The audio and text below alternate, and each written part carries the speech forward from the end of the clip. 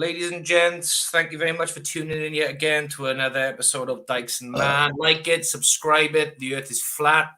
It's like the end of that guitar solo, like a flat Earth adrenaline of drugs right into the heart. So welcome aboard, Carl. What's going on, brother?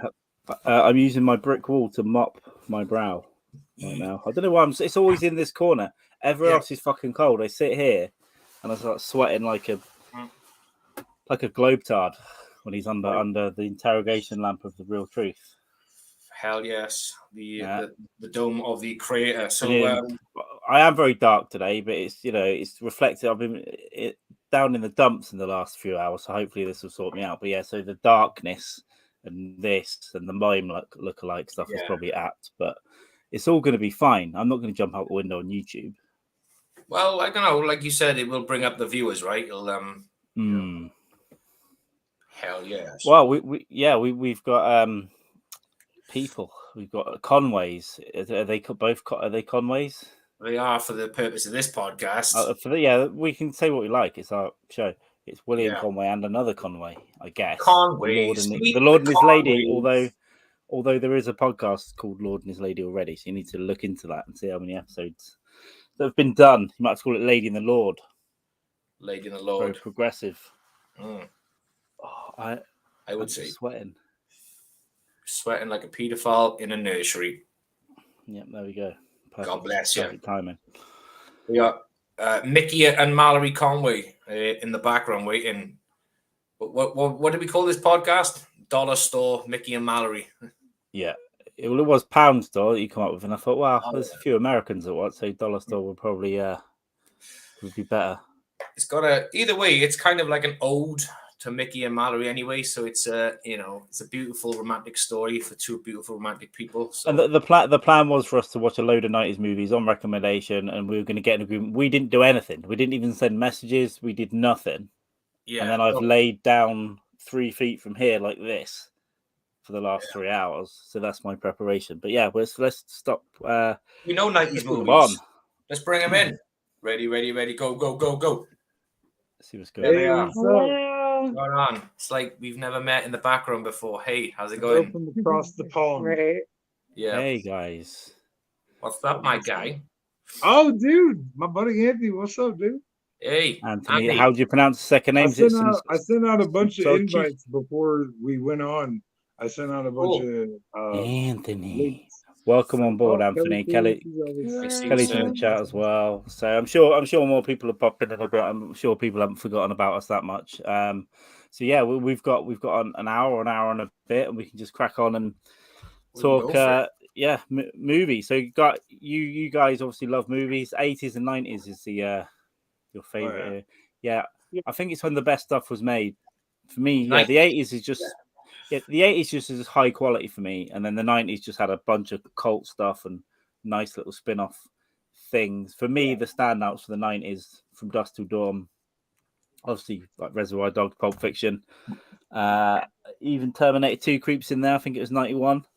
Yeah, but then all the weird little offshoots like Killing Zoe, and I liked all that. The knockoffs. Yeah. Come out after Tarantino as well. So there's a bunch of stuff. I was always huge on the blockbusters like Face Off, The Rock, and Con Air. It's never ending.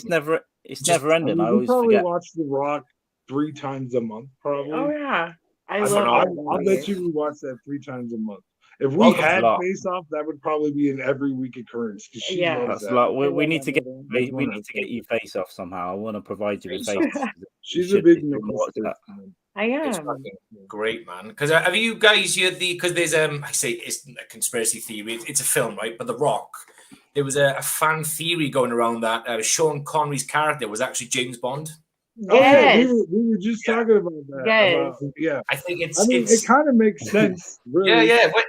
Yeah, it's like this guy with until you hear that theory, right? But then it made like, oh yeah, that totally could be Bond. You know what I mean? Yeah. He's like he's like SAS. He's got MI6 background, all sorts of stuff, and it's he was thrown into like a prison cell, without locked away and forgotten about. Yeah, fucking brilliant. I love these little fan theory things. Some of them they don't really come to any form of like fruition, but they're just fun. You know, it's not like. Oh, you know what? So I bet you though, there's a point of contention about 90s movies that I bet you. So we actually are kind of big fans of Michael Rappaport, and I think you guys don't like that guy, right? Don't you like? I got no. It's just acting like a bit of a dickhead on the comedy circuit, but he's he's good in Copland. I love Copland, and I've not seen him in other stuff. To be honest, he's funny on podcasts. He's funny.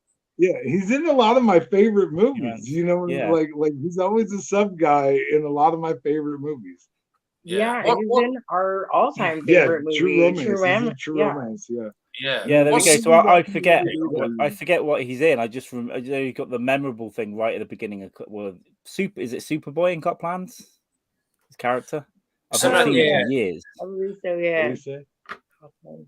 Huh? Copland. Oh, Copland. Yeah, probably. Yeah. I don't know. Copland. I don't know. You know what? I don't like watching movies like Copland because it's just like it's almost too real because it just makes you hate. Like I don't need to watch something that makes me hate the police even more than I already. You need a wizard. Like because I just watch shit like that and I'm just like, fuck these motherfuckers. You know what I mean? Like crooked sons of bitches. Like but sure. Listen, dude. Like there's nothing a convict hates more than a crooked fucking cop almost. You know what I mean? Because you know what, dude, you're gonna be doing the kind of shit you want to fucking lock people up for. That's fucking horse shit. Extreme horse shit. Yeah. Because the first time I watched Copland was literally a few weeks ago. I knew of the film. I vaguely remember when it came out. Just never watched it until a few weeks on Netflix. And I was watching it in bed on the laptop, and I thought, this is fucking good. I thought Stallone was pretty good in there. But Harvey Keitel's character was a fucking, like, a mean bastard. Piece of shit, right? Have you seen Bad Lieutenant? That's like hard. You want to see Harvey Keitel as a real just piece of work, son of a bitch. Bad Lieutenant is the movie. It needs a rewatch. They remade that with someone, and it wasn't as good, didn't they? Who was in the remake? Nick Cage. Yeah, Nick Cage. I've never seen either of them. I know of the film. I know pretty much. The original's a classic. I've not seen it for a long time, but he's fucked up in that movie. Yeah, but doesn't he go all on find like a moral compass when does a nun get raped or something, and then he goes fucking all out warfare to find the person who raped the nun or something? Is that? I don't know what the excuse was. I can't remember. It's been about 20 years since I've seen it, but he just goes off. What happened in that movie for him to go off the wall? Oh, I don't remember either. Yeah, we need to rewatch Bad Lieutenant then. Right? Yeah. Oh, the only thing I really remember about the movie Bad Lieutenant is when he was like masturbating in an alley next to a car, like I was just like, this is the craziest fucking behavior I've. And dude, I don't think I've like, done that. what in the fuck am I watching? Like, it's crazy. You'll love it. Keitel's a fucking man because apparently, because even in Reservoir Dogs, he didn't take much convincing to work with Tarantino because Keitel has obviously been around since like the early 70s, right? Worked with Scorsese, De Niro, and he's a phenomenal actor, but he's not got the sort of the movie praise that Pacino and De Niro get. But when Tarantino was doing Reservoir Dogs, I think he was a bit, he ain't gonna work with me. And Keitel was like, oh fuck it, that's a good script, I'll do it. I think Tarantino's work used him in Reservoir Dogs, Pulp Fiction. Yeah. He was in From Dusk Till Dawn. From Dusk Till Dawn. I mean, Tarantino has him as a favorite. Harvey Keitel is he's pretty much a Tarantino staple. I don't think he was in Inglourious Basterds. I don't think he wasn't in Bastards, no. But I mean, he's in most Tarantino films. Yeah. Like for sure. Yeah. He's like Sam Jackson, isn't he? He's Sam Jackson. He's also in our favorite movie, True Romance, for about briefly. Yeah, briefly for about. Actually, that scene is actually why I kept watching because I was almost ready to turn it off. Because for a long time I would not watch the movie True Romance because at that time I was a very typical male in the way that I wasn't really into, like, you couldn't get me to watch a rom-com and shit like that. And it was called True Romance, and it starred Christian Slater. So I just assumed that it was some chick flick, and I didn't want to see it. So I didn't watch it for the longest time. So one of my friends was talking about how cool it was, and I was like, "You talking about that Christian Slater movie?" And she's like, "Yeah." And I was like, "Isn't that a chick flick?" And they were like, "No, why would you think that?" And so I watched it, and like the first 20 minutes is ridiculous because, like, you know, when you think about it, like, you know, spoiler alert, if you haven't seen this fucking movie that's 25 years old, this fucking dude, you know, he's like a loser type guy with, Christian Slater, babyface Christian Slater can't get a fucking girlfriend, whatever. But all right, we'll buy that theory, okay? But he works at, he's a loser. He works at a comic book store. It's his fucking birthday, and so his boss hires a hooker to run into him so he can get laid, and then he falls in love in one night they fall in love with each other. You know what I mean? Like the actual premise of it, like the baseline premise is fucking retardedly sickening. You know what I mean? Like it's so gross. You know, like the love story of it is so ridiculously like, what the fuck? Like, I ran into this prostitute and now we're in love and we're gonna get married tomorrow. It's good enough for John McAfee. Because that's exactly what fucking happens in the first 20 minutes. Yeah.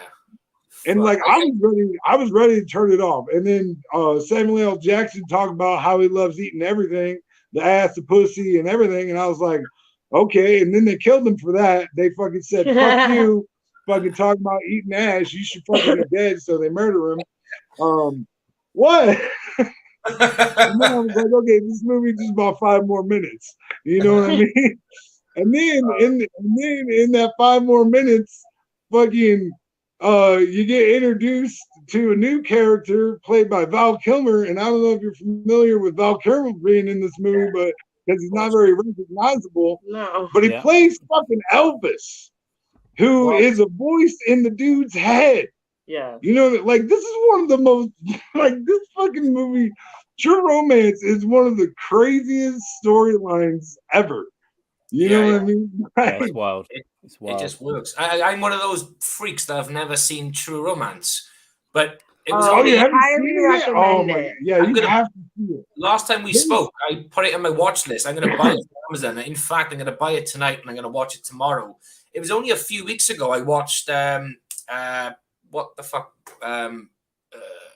Natural Born Killers. Natural Born Killers, yeah. Really? I love that. With Conway, and I was like, I'm going to watch it. And it got the introduction to Rodney Dangerfield in there. I was like, this is fun.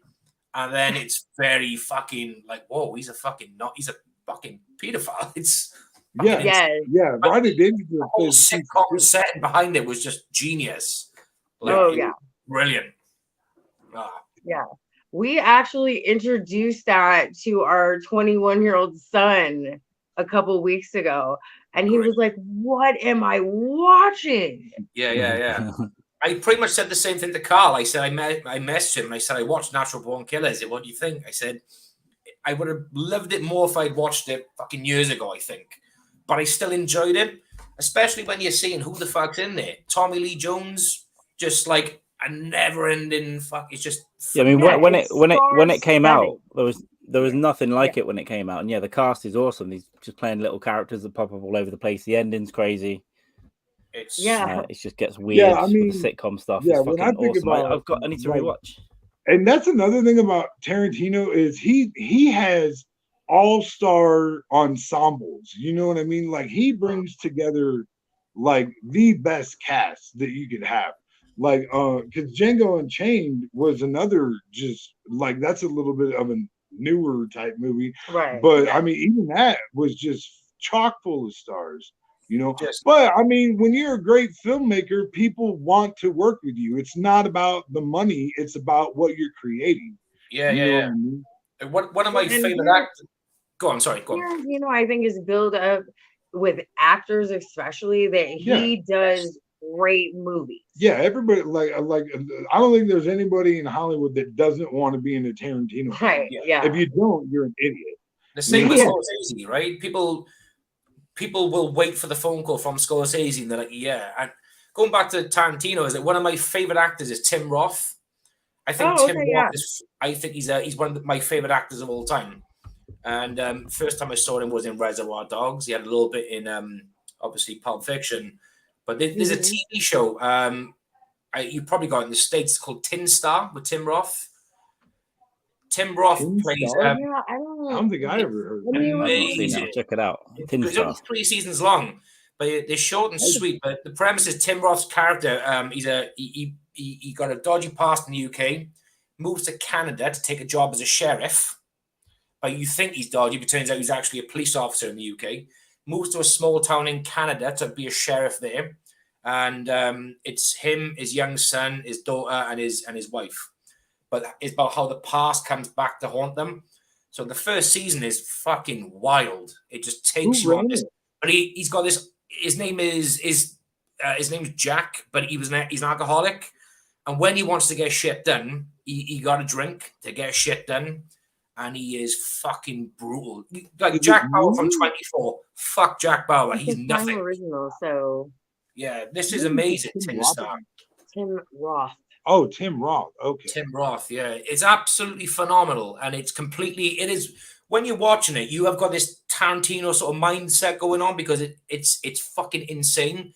Like you think, well, in reality, this wouldn't happen, but based in this fucking world, this town, this is happening. It's absolutely insane. Wow. But all 3 episodes worth. It's just fucking brutal, absolutely violent. I'd never heard of it.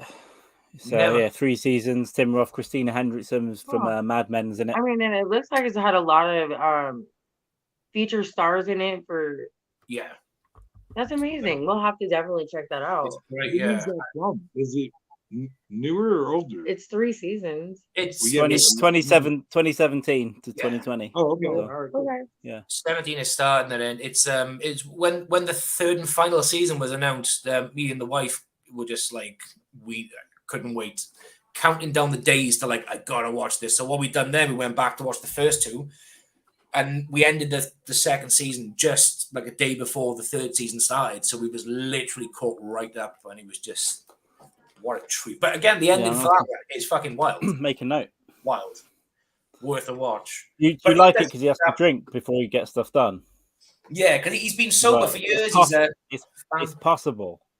Yeah. And it's what turns him back to drink again. It's just fucking amazing. But his alter ego kicks in when he has a drink. And this guy, even his wife, is like, here we go.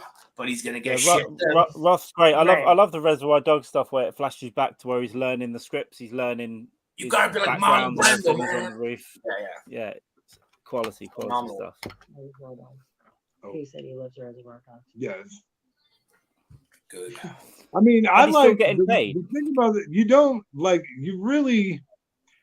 That's a movie where you think you know, and then you don't know, and then you think you know, and then you don't know. Like it really keeps you guessing. Yeah, at least it did for me.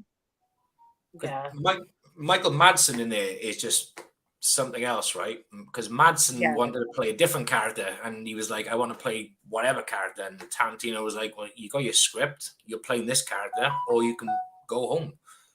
And I think Michael Madsen gave a bit of a, well, I've been around longer than you fucking newbie. And Tarantino was like, bye, sorry. This is the script. This is who you're playing, and you can go home if you don't like it. Bye. And he's like, okay. But it turned out to be one of the best scenes, one of the finest scenes, and it brought the Tarantino's great at selecting eclectic music as well. And that song. Yeah. Steelers Will was played everywhere for years, even in clubs and stuff. It was just that would come on everywhere, like 1 a.m. and everyone fucking loved it because it was just linked to that awesome scene. Imagine the royalty checks coming in from that fucking film. That band must have just been like counting the money. A lot of the music, well, most of the music he selects is there's songs that people don't know anymore. They're like, what's that from the 70s? A few people might know them, and then actors too, right? John Travolta was. John Travolta was. You'll have to forgive me. I'm having a super hard time hearing Carl, so I was asking her what Carl was talking about. Oh, okay, really? You can't hear me? Have you got? Well, I don't know if you know that she spends about 85% of her 85% of our marriage. She's just telling me what other people said, because other people talking. Is that better? Her, like, what are they saying? What's happening? That's why you just talk. Yeah, you just talk. It is kind of why it's. I can hear that. I know what I'm saying. There we go. Well, I'll get the mic closer. Maybe it's too far away, or maybe I need to talk louder. But yeah, resurrecting actors' careers like John Travolta. John Travolta was in the fucking bin in 1993. Nobody wanted to work with him. He was in the bin. He'd done like Look Who's Talking 2 or something, where he's a talking baby. That was it. And then just resurrecting him, and then bringing people like is it Pam Grier and Jackie Brown as well? I mean, she was a bit of a legend in the 70s, but just bringing people and then making them cool again. Yeah. Where did Jamie go? I don't know. I don't think I booted him out when not looking. I might have hit the keyboard or something, but we'll find out in a second. I don't have my phone on me, but I'm sure.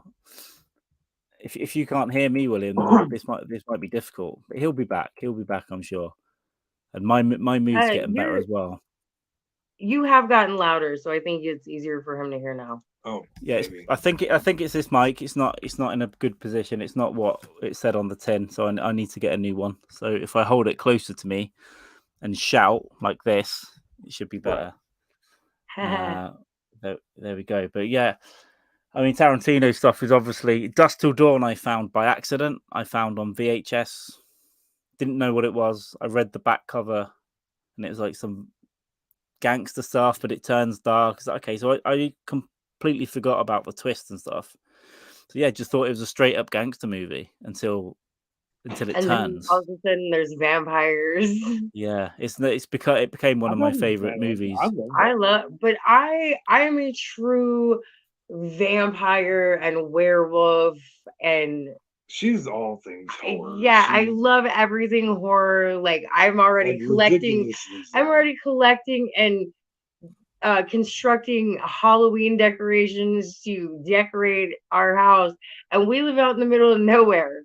Nobody's gonna come out here. I don't care. It's for me. Yeah, I still get scared of stuff when I'm walking down dark alleyways, even though I know there's nothing there. But you forget that he's also it's a good horror movie. It's a good gangster movie, and it's a good horror movie. Mm-hmm.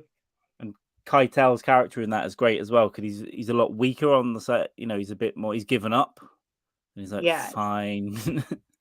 He'll talk up here and there. But I always like it when Tarantino played a major role in his movies. Like, because then it shows it's not he's not just a director, he's an actor, He can a lot of people hate him on screen, but I think in Dusk Till Dawn it's perfect. He played the perfect character, just a psycho. Right. A weird psycho rapist. Like, I mean, perfect. I think he was really funny in Pulp Fiction. You know what I mean? Like, tripping about his wife coming home. Oh, that's right. Yes. I love that part. When he's like, I love my wife, and I love my life, and then here's the thing, that'll all go away. Don't tell me my coffee's good. I know I buy good coffee. That shit that she buys. Yes. And the little rants.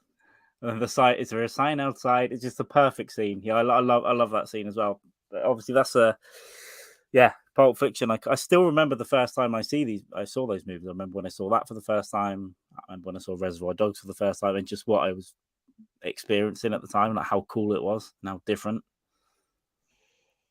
Right, because it was a totally different movie for that era. Like nobody had done that yet. No. And afterwards, there were a lot of copycats, like weird Tarantino copycat, like some shit low budget movies would get funded off the back of Tarantino. I like some of those as well. I've probably forgotten some, but there were plenty that came along of just like, cool bank robbers in suits and stuff. I have one that I know I'm outvoted on a lot, and I know it's Tom Cruise, but he can do wrong.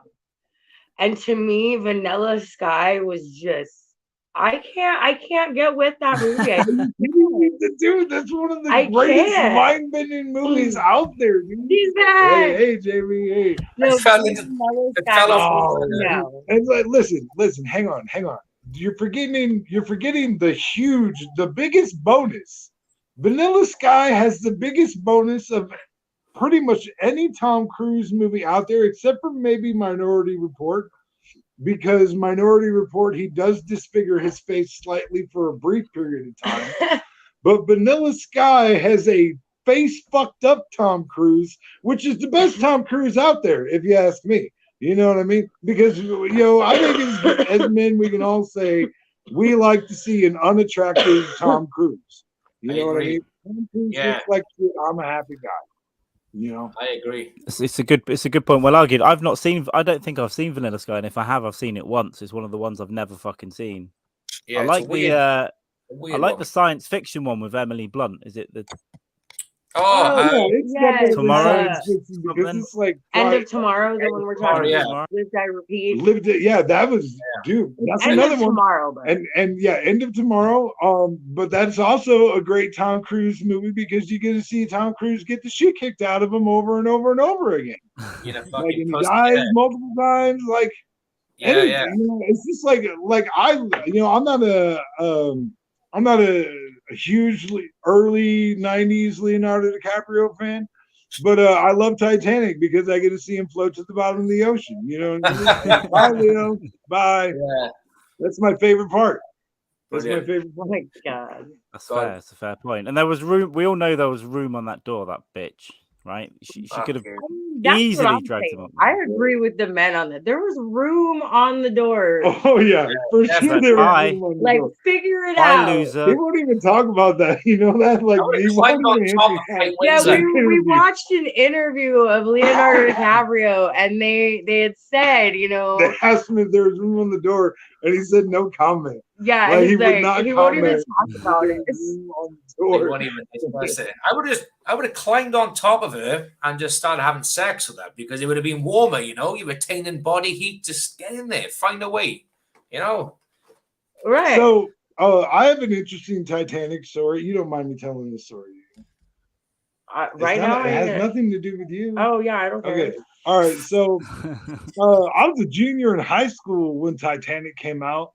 And I happened to be a new student at the high school I was going to. And we had like a common time where it was like a free period where you just hang out in what was essentially the lunch area. And oftentimes there would be like 2 or 3 tables of students that like pushed together and would gather around and listen to me tell stories about my life. Because my teenage stories are bananas. You know what I mean? Like I was doing stuff no teenagers should be doing. And so I would go to high school my junior year and just tell these stories about the crazy shit that I'd been doing the summer before or whatever. And of course, there's always naysayers. There's always people be like, oh, that never happened, whatever, blah, blah, blah, blah, blah. But nonetheless, day after day, people would sit and gather around and listen to me tell my stories.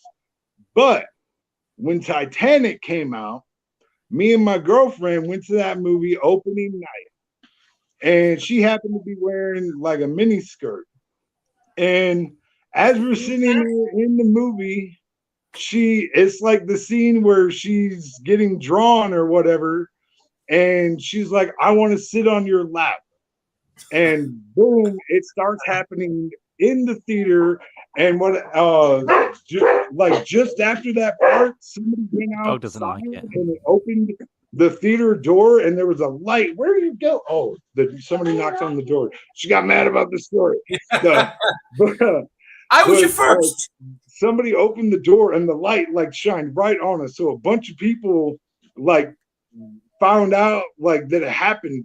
But the next Monday at school, like I could have told them that I killed the president, and they'd have been like, I believe you, bro.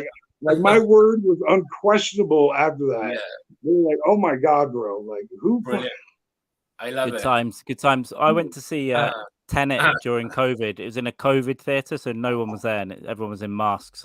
But I was sat there watching it, and these 2 teenagers, but they were like 14, behind me, climbed down the seats to sit in the 2 rows in front of me, and just started going at it. Perfect. I mean, they went in front of me. I'm like, am I a pedo for like staying here? I was like, I'm not. I'm watching the movie. I'm not moving. Like, I'm just glad that, like, it wasn't my idea. Like, she did, like, it was her driving the bus. I was like, but I'm not gonna say no to that. To me, I don't know. Maybe I'm a different kind of dude, but to me, I'm the kind of dude that, like, I don't know how to say no to that. You know what I mean? Like that. Like if you press up on me in that kind of situation, it's gonna happen. Yeah, especially not when you're a teenager. You've got to take it, right? Like, you've got to take it, yeah. Because the last thing you want to do is make her feel like she's fat or ugly. You know, see, like right, exactly. You know what? Oh my God, I have to tell you guys this. So when I worked at Pizza Hut as a delivery driver, this I wasn't working that day, but I was in the back. I was in the manager's area talking to the manager, just hanging out kind of. And one of the other drivers comes back from a delivery to a hotel, and he's like, you're never gonna believe what just happened. And we were like, what? And he was like, so when I went to deliver this pizza to the hotel, this chick opened the door and she's like in a negligee robe and she's just got like panties and a bra on and was like, do you want a tip? And he was like, no, I'm good. And he's like, I got out of there as fast as I could. And I was like, dude, what? Yeah. You know what I mean? Like I immediately started freaking out. I'm like, no, you did not do that, bro. You did not just ruin the fucking dream, bro. And he's like, what are you talking about? I'm like, that is like every delivery driver's fucking dream. This chick is gonna be like, hey, do you want a blowjob or fuck me or eat my pussy while you're here? Like pretty much any guy delivering pizza is just waiting for that moment to happen. Please let this be the fucking one. You know what I mean?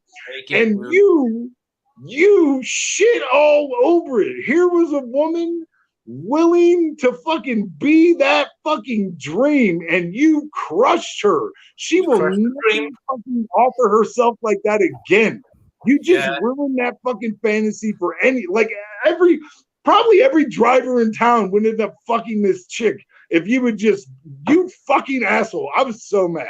I was so mad at this guy. I'm fucking mad for you. That's fucking, that's wild. At that age, especially in that situation, you've got to just be taking that. Now I'll be like, come on, your pizza's going to get cold. Leave me alone. There's probably something wrong with you. Yeah. Get away. Where's your husband? You just want to take their man card immediately. Like, right. You don't deserve to have this. He probably just had wisdom though, because now if someone's trying anything in the cinema, I'll be like, "Fuck you, the popcorn! I'm watching the movie. Get off me, you fat bitch." And you are. But yeah, when you're young, it's my drink.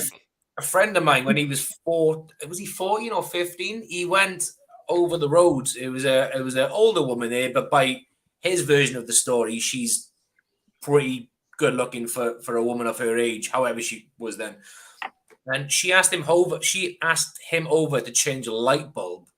But as he was up on the stool, she was laying down pillows and things on the floor.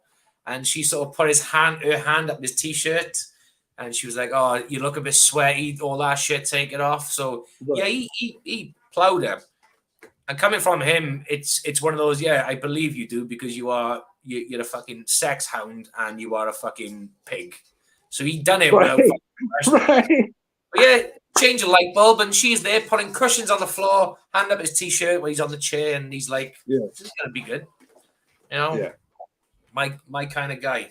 But turning down a free fucking blowjob or a fuck from a that reminds me, bringing it back to like 80s and 90s movies. Do you remember the movie Loverboy with Patrick Dempsey? No. You guys ever seen this movie?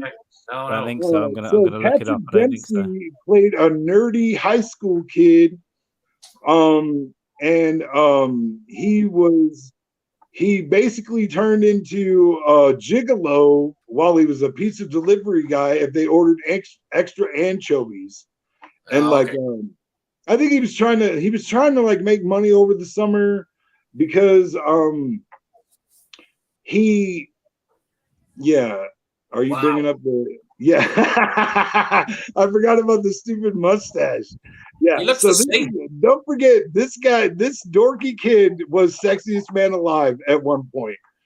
So this is actually a gem of the 80s, in my opinion. Harry Fisher. Yeah, Kirstie Alley.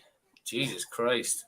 This is so ridiculous. And that blonde dude next to him is such a fucking file.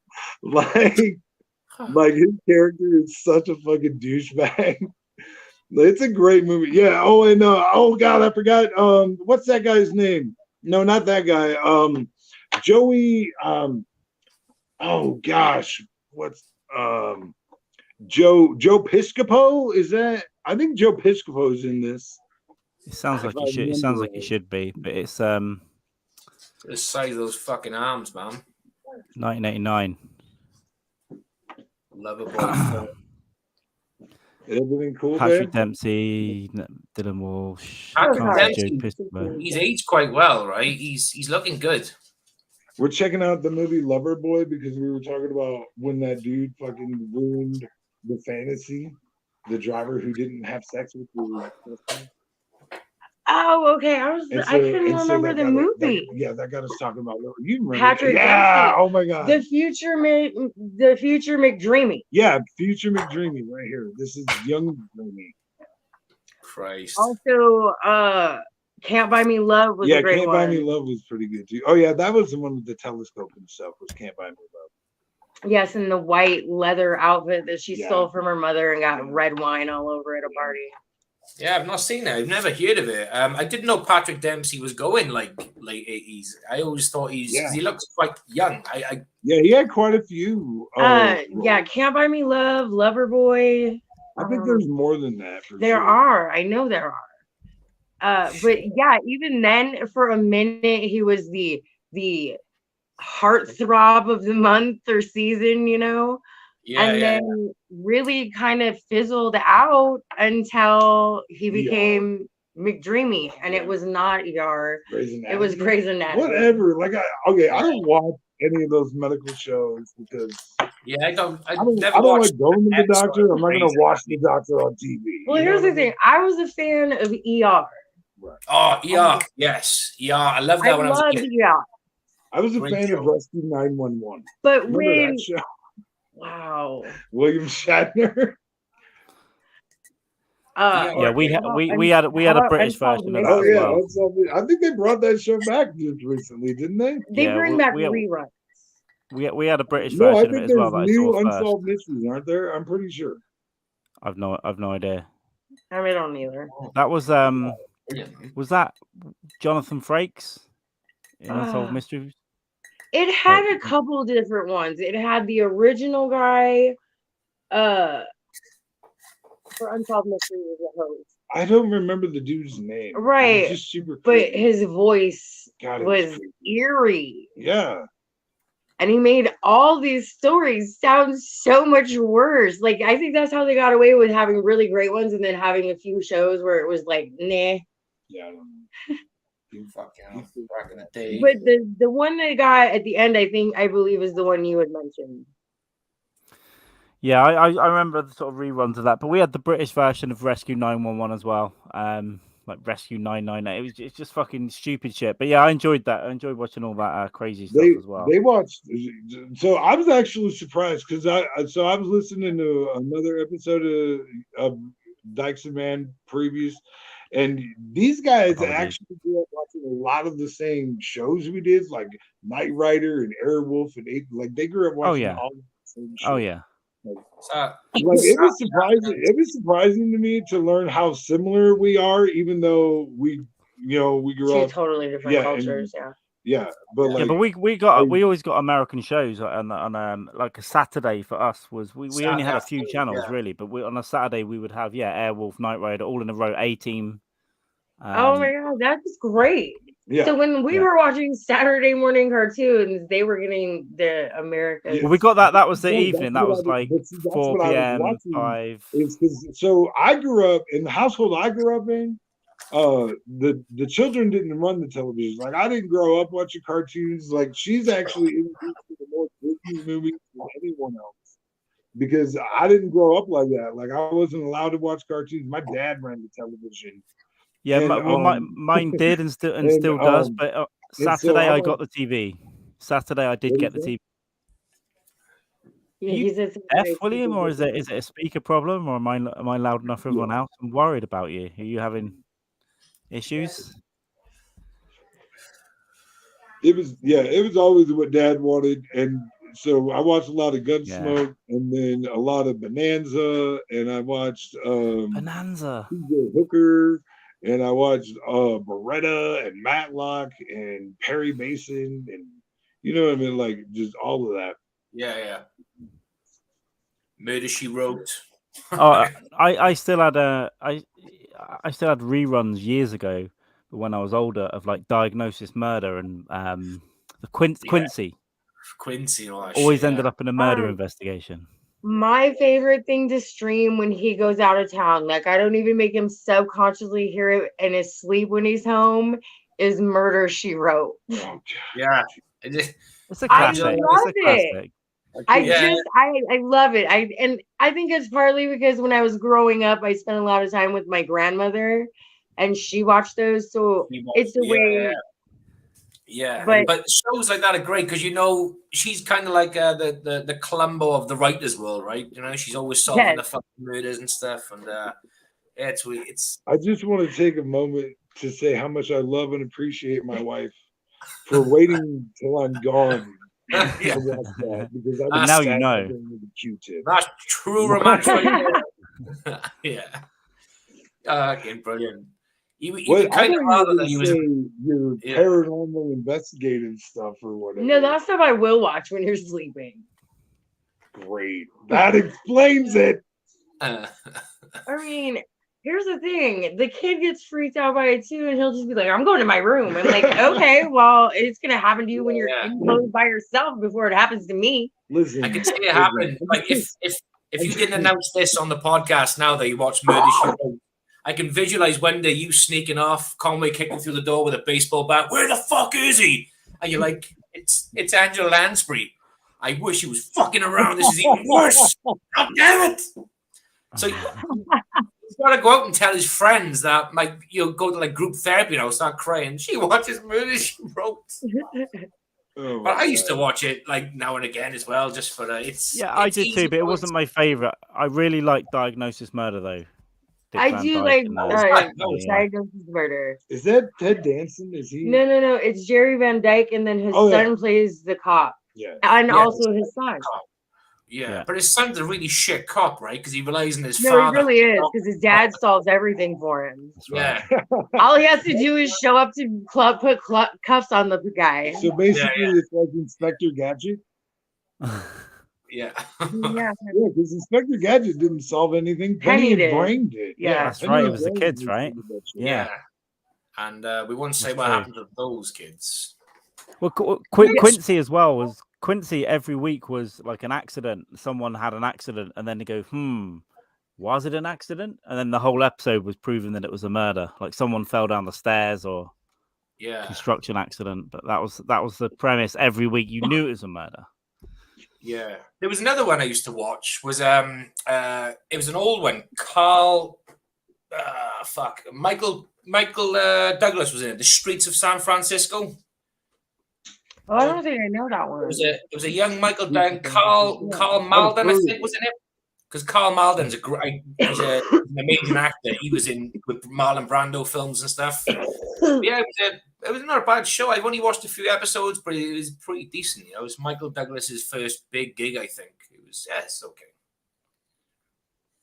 Yeah, he's heard of it. I don't even think I've heard of it. I've heard of it, but I don't really remember anything about it.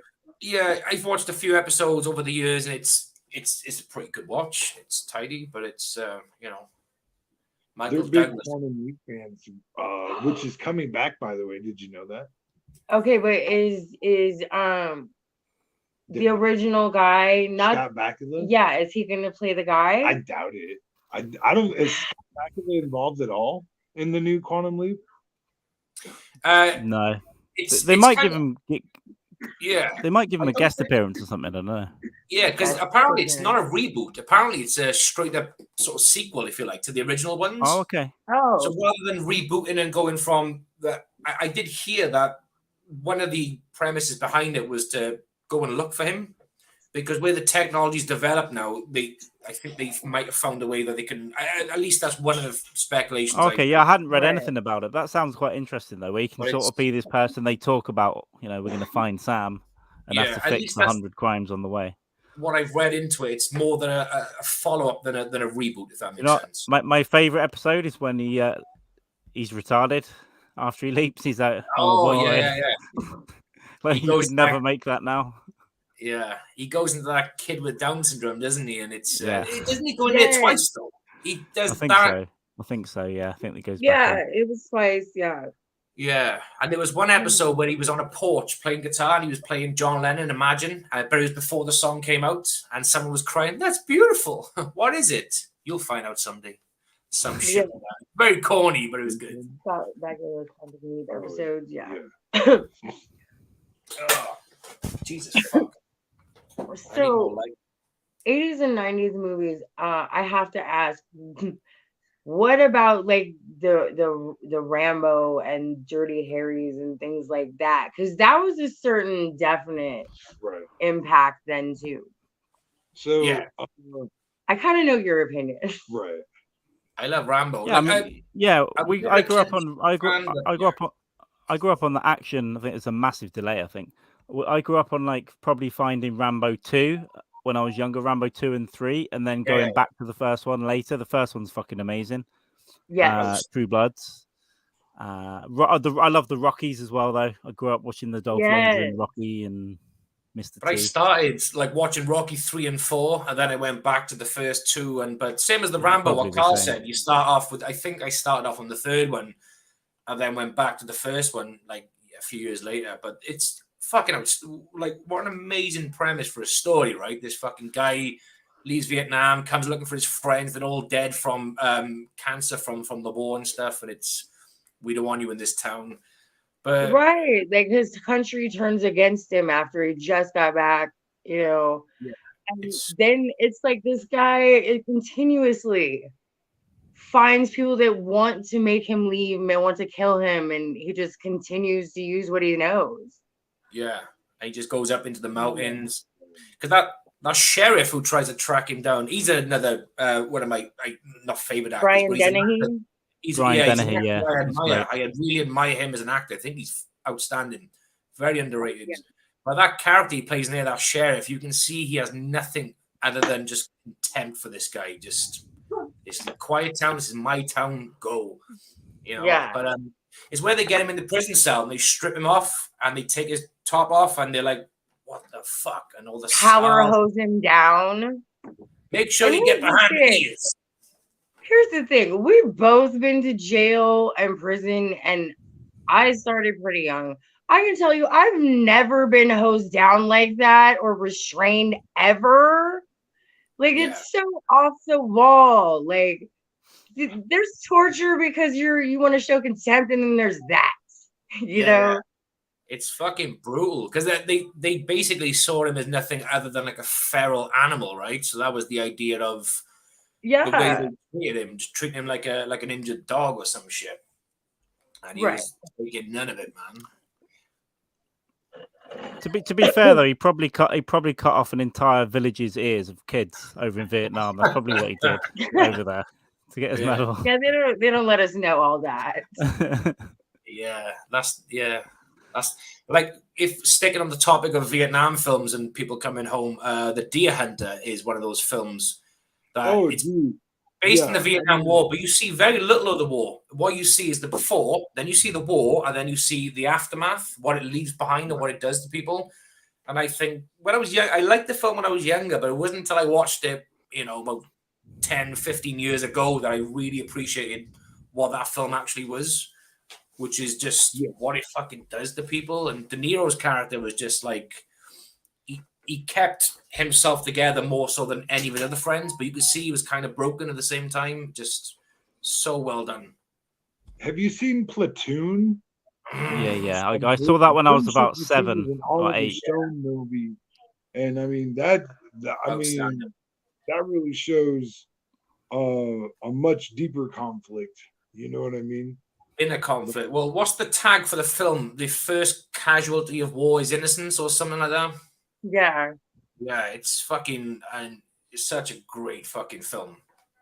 But that one guy, he's in one of the villages, and the young guy is a Vietnamese guy there, and he's clearly got a disability, a mental disability. He's got like big teeth, and he can't stop smiling, and he's torturing him, and he just bangs him in the fucking head, and even Charlie Sheen gets his gun and shoots his feet, loses his mind. He doesn't know which way is up. It's all fucking rough watch, man. But Tom Berenger scenes, and William Dafoe. I think people don't understand. People don't understand what war can do to the psyche. You know what I mean? Yeah. When you see certain things, especially if you see them over and over again, like it changes who you are and it changes how you tick. You know what I mean? And unfortunately, we're probably due for a dose of it. America seems pretty destined on a pretty stupid future. You know what I mean? And so, when war starts happening, when people start seeing what war on their street looks like, it's going to quickly change them, and they don't understand that. You know what I mean? But like when I look at movies like Platoon, and I can, adapt that to my own life and understand that dude, war is brutal. War is a brutal attack on humanity. Without fucking question, yeah. And that's why watching Platoon, for me, it wasn't until watching it years later is when you watch William Dafoe's character and Tom Berenger's character, complete polar opposites, of people in the war. And you got essentially Charlie Sheen's in the middle. So they're kind of both fighting for parts of the soul. Right. And it's wild, man, but it's absolutely. I mean, I think his character was about self-preservation. You know what I mean? like Charlie Sheen just wanted to do, like his character wanted to do what was going to get him home. You know what I mean? Right, especially after he found himself so deep in the mix. Right. Yeah. Yeah. I think for me, Platoon, because I've always, William Dafoe has that creepy vibe by looking at him, you know what I mean? Yeah. But creepy. I think I liked him in other films and gave his other films chances because of that final scene of his, arms up in the air. And yeah, like that's a great scene. And you feel that whole thing. Yeah. Oh, you can feel everything that's going on there. It's insane, right? And young Johnny Depp is in there too. It's yes, and most people don't even acknowledge that as a Johnny Depp role. Yeah, it's a small role, but it's a great role. There was is a scene in Platoon which is very fucking haunting to watch. It's where they've got like a young Vietnamese girl, and they're trying to rape her. And Charlie Sheen's character comes over, and he's like, "What the fuck?" And he goes, "What are you, a gay man? Get the fuck out!" He's like, "Nah, this is wrong. This is not what we are fucking here for." I think Tom. That's Tom Berenger. Yeah, he's probably one of the most underrated actors out there. Like that dude has never got the recognition that he really should have because he's been in like Last of the Dogmen. Have you ever seen that movie? No. No. Yes, I've seen that, but I love his role in The Substitute. Yeah, The Substitute. Oh yeah. Well, I'm just gonna say, what was that film? It's kind of like what's the one with Michelle Pfeiffer? It's a similar sort of thing, right? Oh, Dangerous Minds. Yeah. The Substitute is a good film. Yeah. Sniper. But yeah, like The Substitute. Like I loved him in that movie. He was badass in there, man. He was badass. And it was a film I used to love watching as a kid with Tom Berenger. Sniper. That was a good film. Oh, yeah. Yep, I remember that. Yeah, I've only seen it once or twice, but it's definitely a rewatch. Definitely worth another go. It's a good film. But yeah, Tom Berenger's one of those.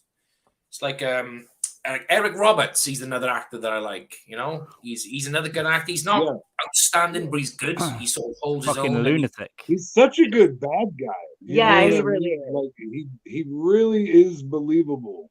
What I think is funny is him and his sibling Julia are very polar opposites in the movie world. She can play the sweet and the dramatic, and she's a household name at specific times in history. I gotta confess, they're brother and sister. Yes. Didn't know. I think that's I have researched that. Shit. So yeah, so they are acknowledges that they are complete polar opposites. That'd be funny if he did and she didn't.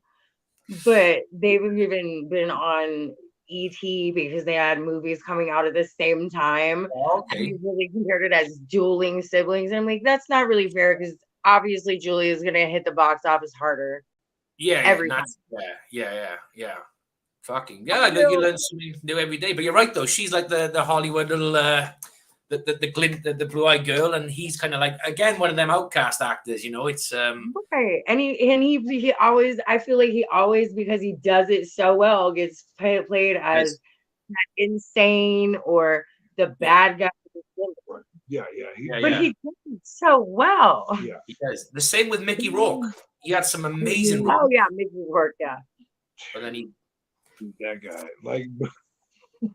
My first Mickey Rourke film, and my parents realized very quickly that I should not be watching this, was Wild Orchid. Oh, fuck yeah, that's like a 9.5 weeksy type thing, isn't it? Like really. Yes, and it's so raw, and I'm just like, fucking, I remember saying to my parents, like, I don't think I should be watching this with you. Yeah. It's not a good film. It's not a good film, but I'm with you. It's proper fucking raunchy. Because in the UK, Carl, we had when Channel 5 was released. We had a Channel 5 was released, so we had BBC 1, 2, ITV, and then we had Channel 4, and then Channel 5 was this whole new big channel. Every Friday night at like 9 or 10 p.m. there would be a film on, but it would be mainly more like an erotic film. But we'd sit down, we'd have a Chinese, we'd be eating. My mother wouldn't really think much of it, and I was kind of like one day like. My willy feels a bit hard. It's like, this is weird. It's like, oh, I shouldn't be watching this with mum. It's kind of... I used to leave the room or like look down. I couldn't see anything if they were in the room. Even when I was young, I was like, no, I don't know what's happening. I don't want to know. Yeah. Fucking good time. But yeah, the same. It was like Wild Orchid. 9.5 weeks. I mean, Keely liked to watch 9.5 weeks because Keely, my partner, she thinks Mickey Rourke is one of the most sex. Back in his day, he was a good-looking fucking dude.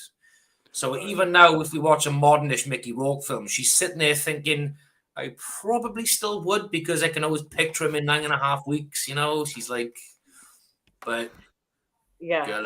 But he had talent though, right? He was a talented actor. Because have you heard the story on Angel Heart? There's the film Angel Heart with Mickey Rourke and Robert De Niro.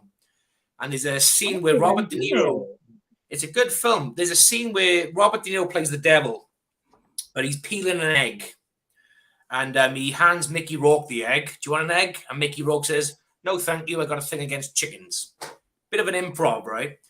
De Niro was getting pissed off because Mickey Rourke was doing improv. And he kept looking at the director saying, I can't do this. I can't work with this. And Mickey Rourke was like, well, you're doing improv too. I'm just feeding off the back of you. But he's like, yeah, but you haven't got the experience. You haven't got this, that, the other. So Mickey Rourke was like, fuck you, man.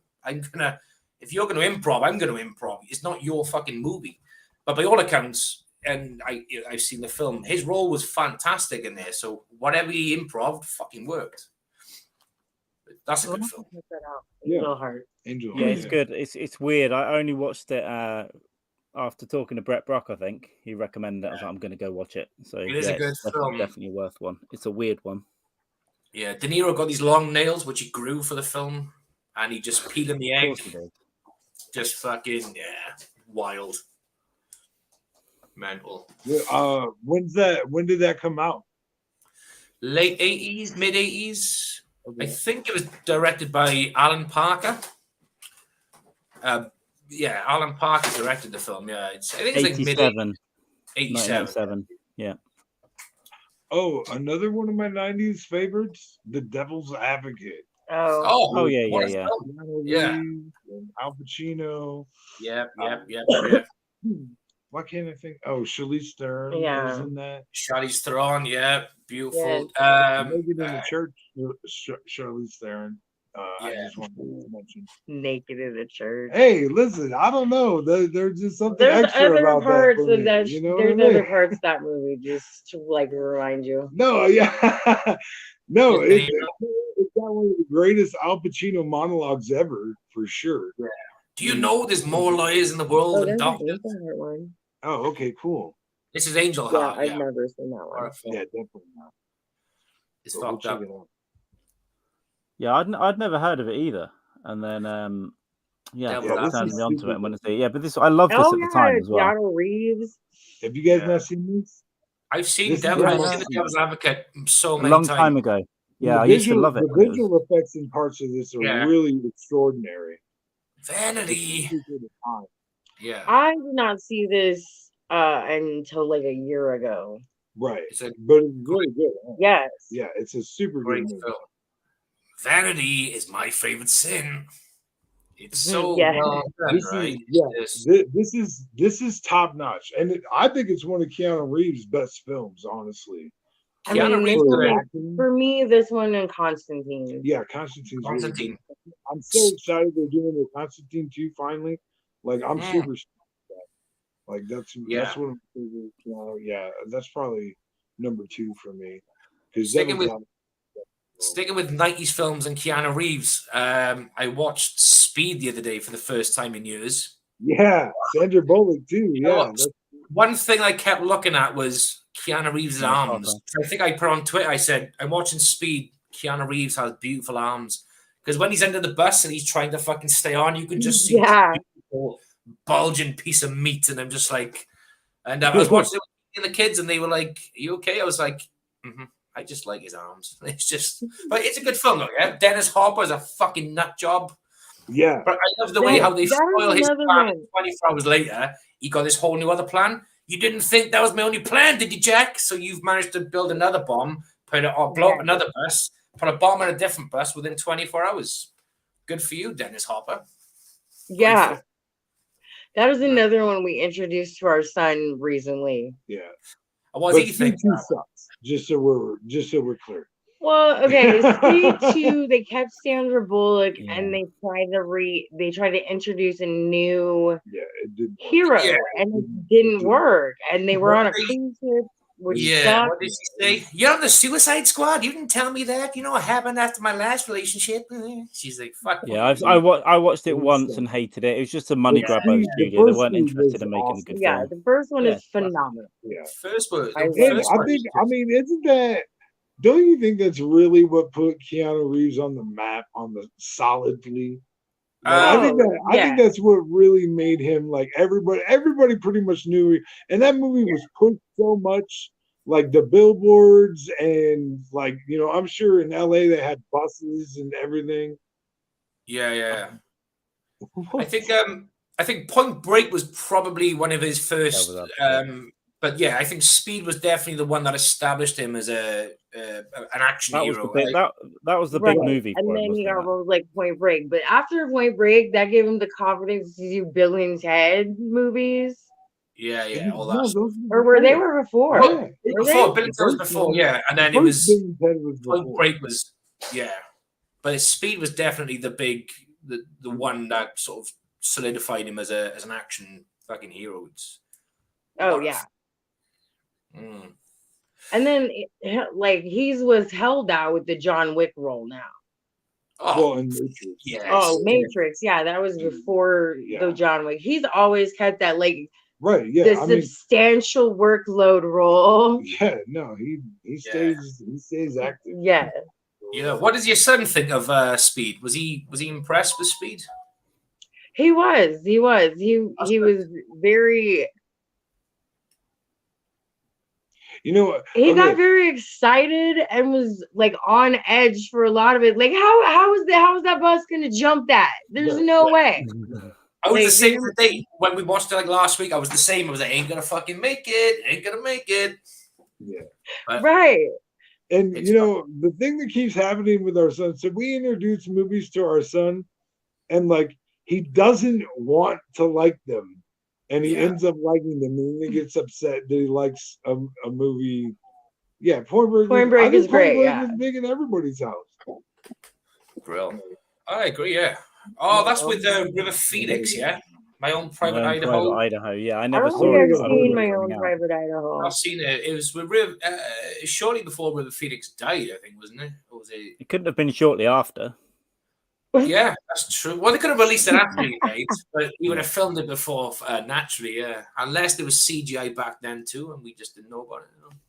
But yeah, I've not seen it. So it's a River Phoenix movie. That's that's super old then. Yeah. Wow. Late 80s or very early 90s. Because like he died at what, 17? He was young outside Johnny Depp's club, wasn't it? The Viper Lounge, I think it was called. I believe so. I think he was like 17. He was in a club drinking, so that doesn't mean he was of legal age. They both like teenage prostitutes. See, I mean, that's hard for me. I don't like watching stuff like that. Like even like, okay, so I love occult movies and stuff like that. Like I'll usually check stuff like that out. Okay, so River Phoenix died October 31st, 1993. Right. Oh, he was 23, right? Mm-hmm. I didn't think he was that old when he died. He was 23. That got Johnny Depp's nightclub shut down, I think. Yes, it did say that ended up being the end of the club because it was right outside. Yeah, by which time the bird was not even born. Yeah. Bless it, cotton socks. And so Conways, I don't know if Carl, I don't think we've discussed this. We've discussed the film, but we haven't discussed is it or isn't it Die Hard? Is it a Christmas film? Well, I mean, it's hack at this point. I believe it is. Isn't it? I believe it is. Of course. Whoa. Okay, the original Die Hard for sure. And isn't Die Hard 2? Die Hard 2 is around Christmas too. Yeah. It's 12 months later. Listen, if the holiday is in the film, it is a freaking Christmas movie. I don't care. The way I look Reindeer Games. That's a Christmas movie. Oh my god! It's a terrible Christmas movie, but it's a Christmas movie. It's a Christmas movie nonetheless. Yeah, Die Hard is a fucking phenomenal. I put Die Hard. I love Die Hard. Oh yeah, I would put Die Hard up there with Predator as being a great action film. I would put Die Hard up there. It's the same director though, yeah. Yes, I believe. Yeah. What? Same the director. First two were, sure. I have no idea. I mean, at least 1 and 2 I know are. I don't know.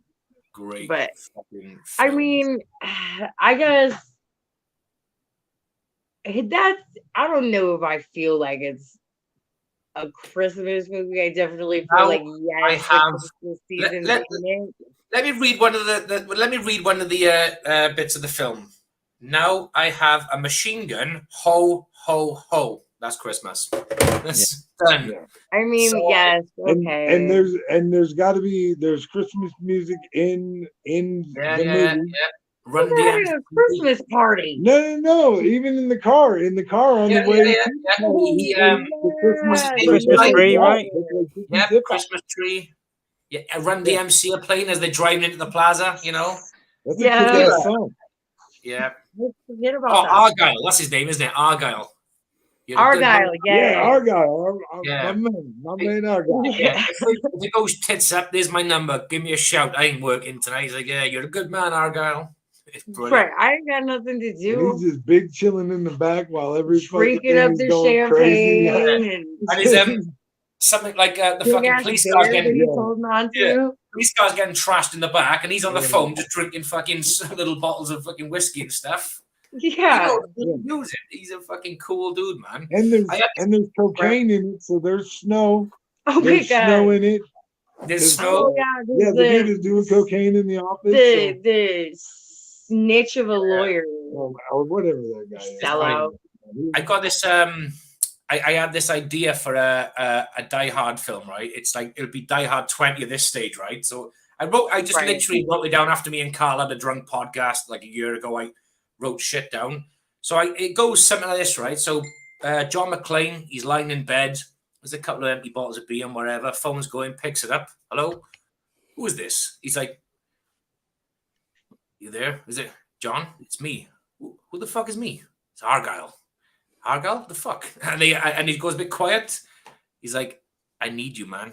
I need your help. And John McClane gets up out of bed. He's like, Argyle, you fucking around me now? He's like, no, John, they're coming for me. And they're coming for you. And then the phone just cuts out. And John McClane's like, got to go and fucking figure out where he was last called from. And goes and finds him. And it goes fucking rogue. I thought that would be fucking so good for like a no, I think I love that. Yeah, because I like the thing better than some of the ones they've already come out with. Like, don't get me wrong, I've loved all of them, but it's kind of like one of those that they keep making them more kind of like the Fast and the Furious. I didn't watch it. I didn't watch any of the 4.0. Once you get so far into it, your story plots get so skewed because you have to make people want to come see it that it takes away from it. I mean, I can't even. I think the last Fast and Furious I watched on purpose was Tokyo Drift. Like for real. Yeah, we're like 8 behind. Yeah, I don't even. I can't watch. And I don't even give a shit if I never see the other ones. I hope they all die in car crashes. I can't watch any. I've got nothing. My friend, I never watched any. My friend put on like 6 or whatever, and I couldn't. Like Vin Diesel or one of them is driving a car that's on fire backwards. I was like, I can't. I'm out now. If I was 7, I would be really into this, but I can't sit down and enjoy a Fast and Furious now. Like, leave me alone. It's too much. Too fast, too furious. It's just, I remember watching the first one, thinking, it was okay, bit of a adrenaline rush, but not my cup of tea. Not my cup of tea at fucking all. Gone down films. There we go. Conways, you'll be pleased to know I'm going to have to bail out. Jamie can hold on to you for a few more minutes. Yeah, I've got then he'll have to bail out. We've got, but terrible scheduling at last minute. We've got to do another podcast soon on Last Rites with Travis Lipsky from Unbookables. This was scheduled drunkenly last night. By Travis, and no, we've been trying to arrange something for months and it's been difficult, and then he goes, I'm free tomorrow. I was like, let's do it. So yeah, I'm going to bail in a second. Jamie can hang on to you for a few more minutes. Let me just go grab a beer quickly and I'll come back in a sec. Of course, but Jamie can keep going with you for a bit, but we can we should do a part 2 and do a bit more prep. I think we should get together and work out what movies to rewatch, like 3 or 4 or 5 movies sometime down the line, and we can get on and watch them and then come on and talk about those movies. Because that's what I intended to do for this, but just fucking life, chaos, sweats got in the way for this. But it's been awesome. And yeah, Conway, you got a pretty much open door as well. But yeah, I'm gonna have to jump off here in a second when Jamie's back from his drug addiction. And that fucking vape has got to go. I'm going to tell it. It's constantly there now. He's had it like 2 weeks. It's just constantly here. So why do you need it there all the time? Sucking off a robot. Right.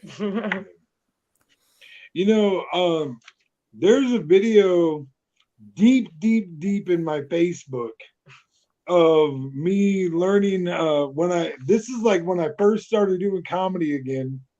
So like 2018, I think it's like November of 2018.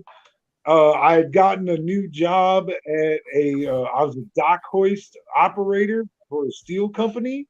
So I was having to work outside, colder out, because I think it was like early November, first week in November.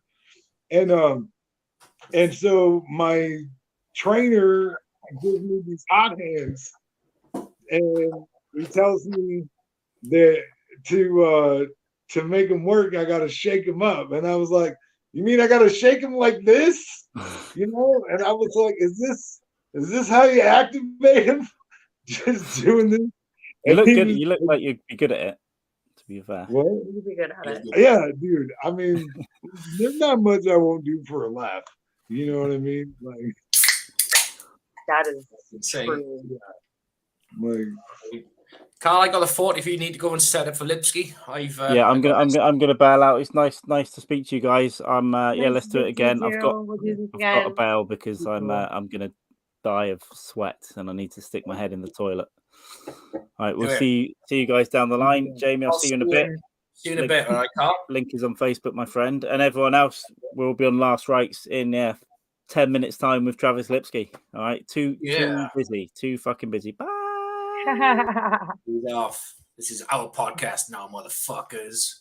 So yeah, Mike, do you know, because I was thinking about this obviously for a while, obviously because you guys were talking about Conway was talking about 90s movies, but like I was born in 86, so it was like early 90s when I started to sort of develop the brain of like I really want to watch this film and this, that, the other. But throughout the 90s was just a fucking great time, right? I just the amount of times I used to like pretend I was ill to not go to school just to watch like VHS back in the day, just videotapes, you know, just to rewatch films I've seen 100 times. Just absolutely fucking loved it.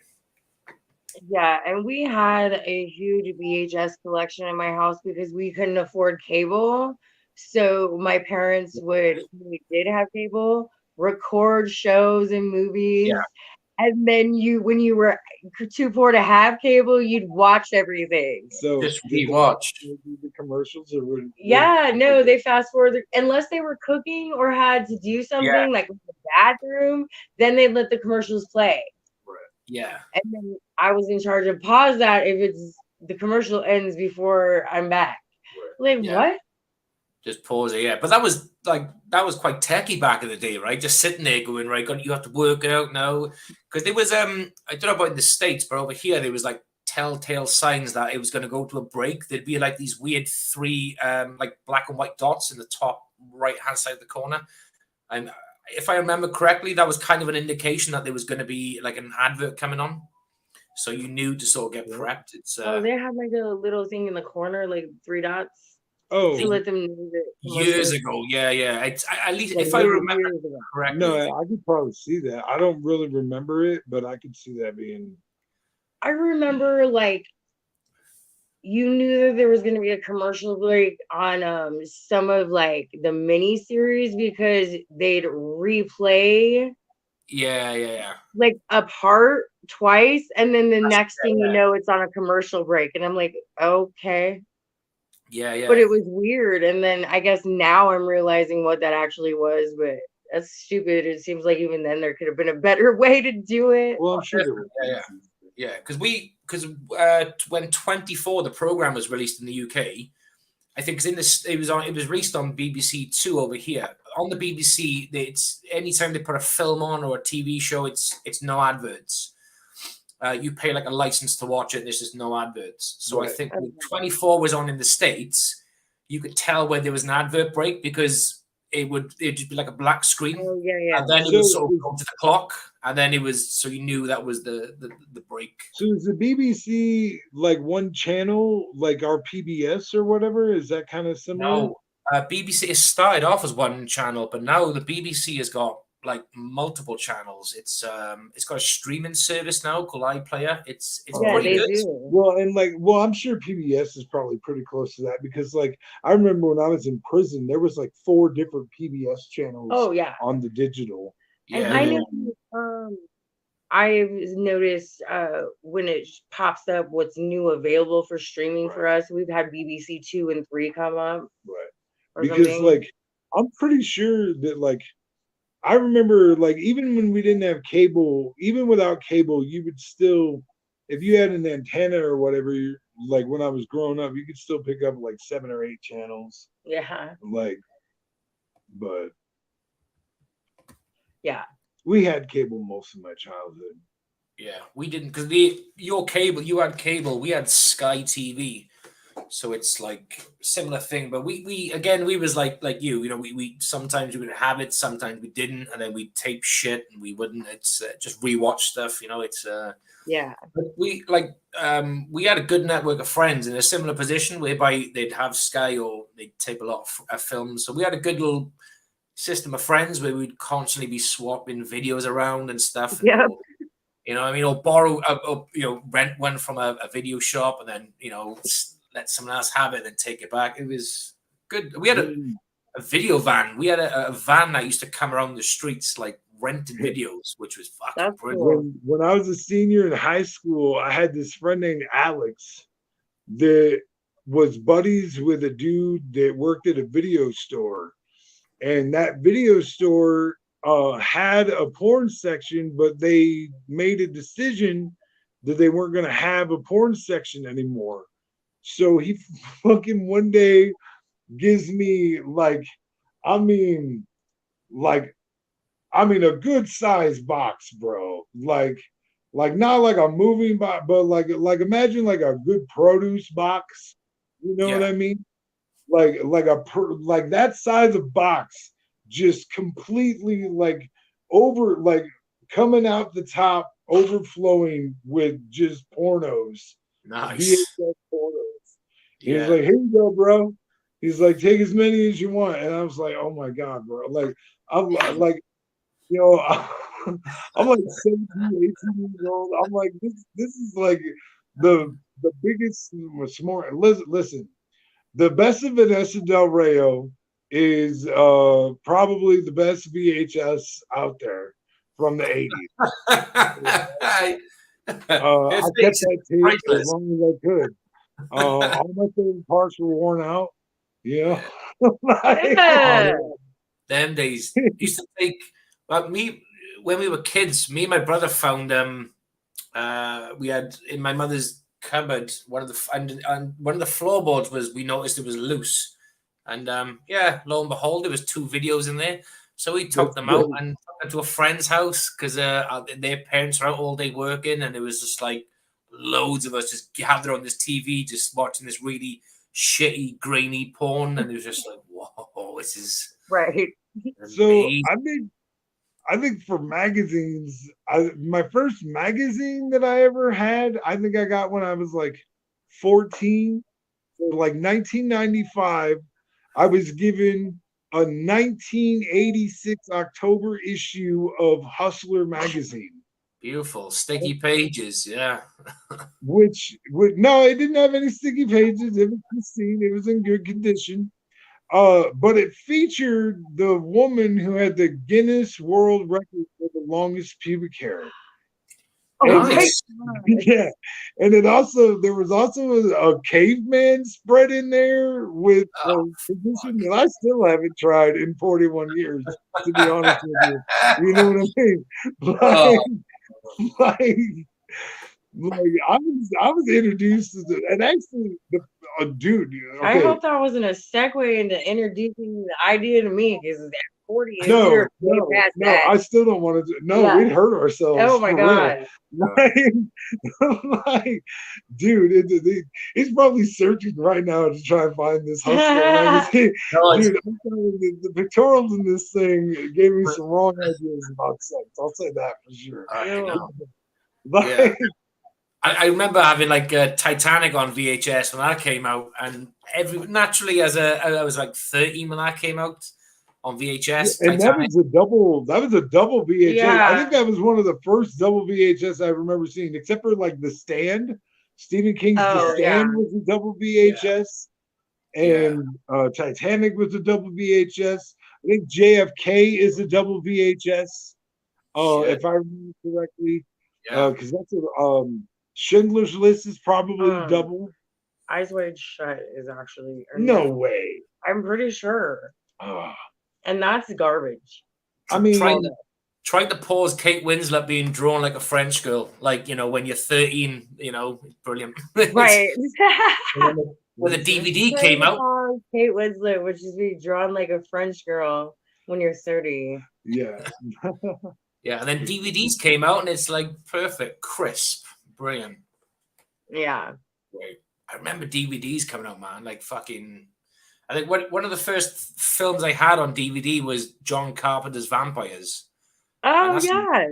Love that one. Yeah, we're big fans of that movie, actually. Yeah, it's great. Because I forgot about it until... Next one, The Vampires Los Muertos with John Bon Jovi was... I heard about that one. Never seen it. I don't want to. I forgot about it until Kelly in the chat last week, I think, mentioned John Carpenter's Vampires. I was like, fuck yes. How can I forget? Like, James Woods is a really he's another one, a really good actor. I like him. Which Baldwin is in that one? Is it Daniel Baldwin? I want to say Daniel. Daniel. Yeah, Daniel.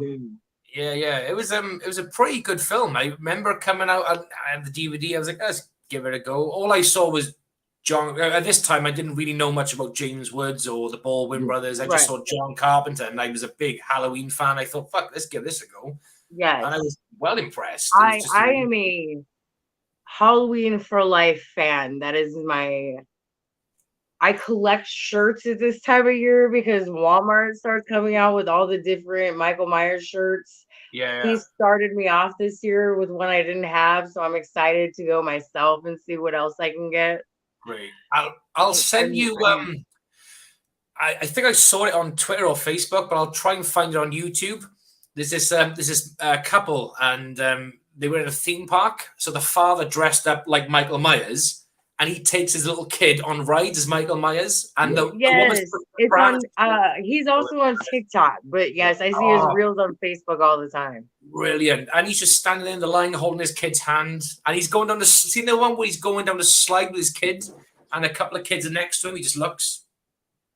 There's another one where his wife comes driving home from work, and he's got the little kid carrier in the back, and he's pedaling the bicycle, and the kid is dressed with a Michael Myers mask too, and she's like, our neighbors are watching. Can you not?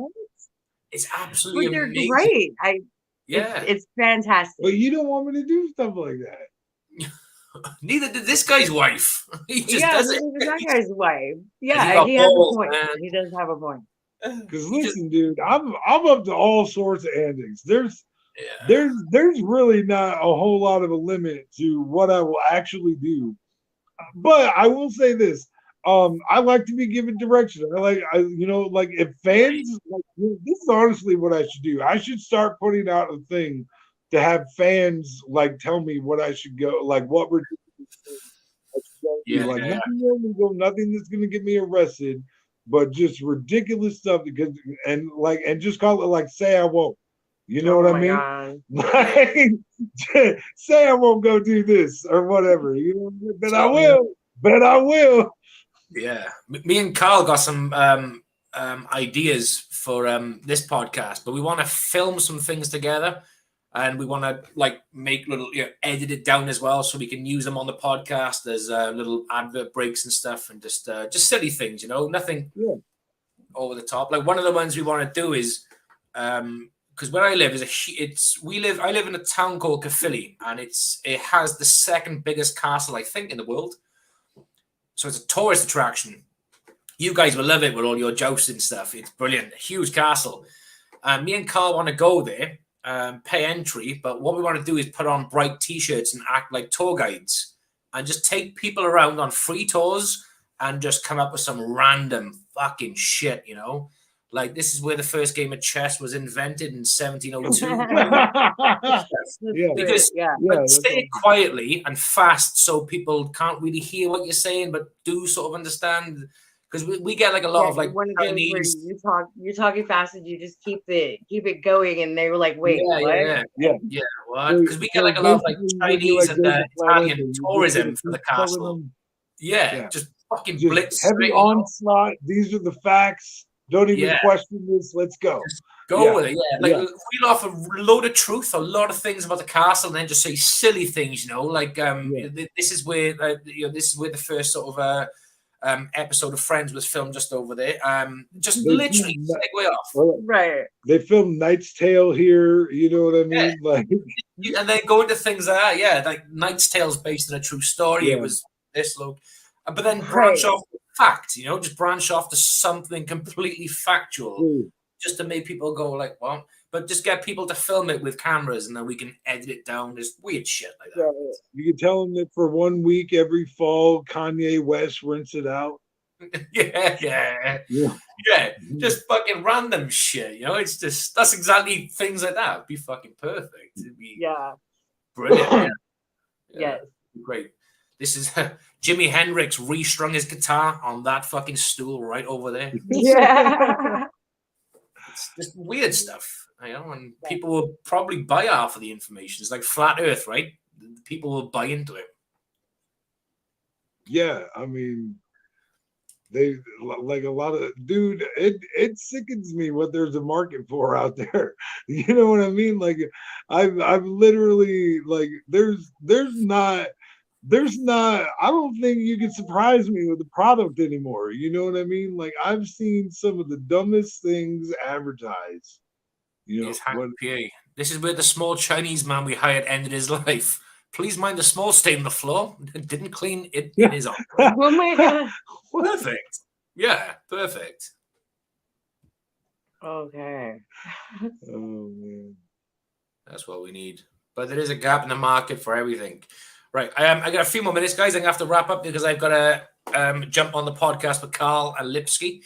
But you guys have been fucking great, though. It's been a blast. We're going to we'll do a volume 2 at some point.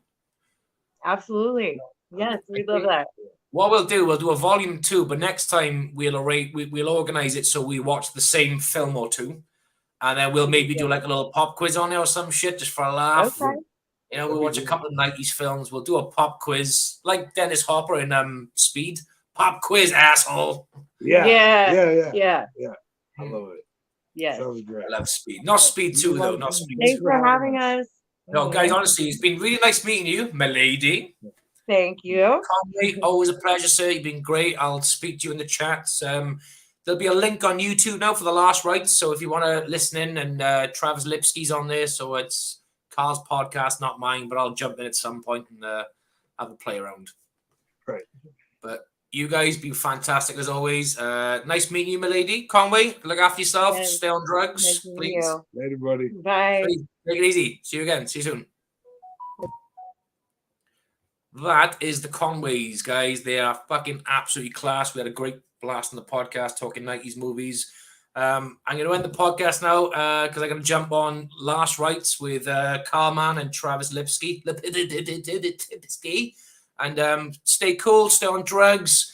If your neighbor pisses you off, take a sledgehammer to a dog and she won't piss you off again. Laters. Bye.